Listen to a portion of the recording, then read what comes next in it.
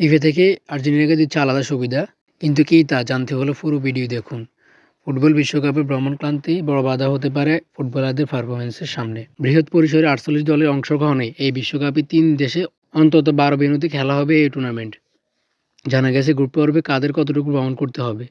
গ্রুপে ৩টি ম্যাচ খেলার জন্য গ্রুপ পর্বের ভ্রমণের দিক দিয়ে ভালো সুবিধাজনক অবস্থানে আছে আর্জেন্টিনা। আর্জেন্টিনার জন্য সুবিধাজনক ৩ ভেন্যু রেখেছে ফিফা। অন্যদিকে আর্জেন্টিনা থেকে ৩ গুণ বেশি ভ্রমণ করতে হবে ব্রাজিলের, যেখানে ব্যাক হতে হবে আনচেলত্তি দলকে, যেটা পারফরম্যান্সের উপর প্রভাব ফেলবে ব্রাজিলের খেলোয়াড়দের উপর। ব্রাজিলের গ্রুপ পর্বে 3টি ম্যাচ অনুষ্ঠিত হবে নিউ জার্সি, ফিলাডেলফিয়া এবং ফ্লোরিডাতে।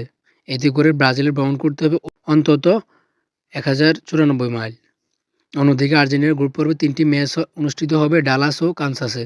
এতে করে আর্জেন্টিনা 3টি ম্যাচ খেলার জন্য ভ্রমণ করতে হবে ৪৬১ মাইল। ভ্রমণের দিক দিয়ে ভালো অবস্থানে আছে কিলিয়ান এমবাপ্পের ফ্রান্স।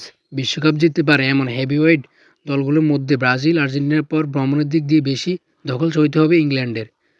১৭২১ মাইল ভ্রমণ করতে হবে তাদের। অন্যদিকে ফ্রান্স ভ্রমণ করবে মাত্র ৩৩৪ মাইল।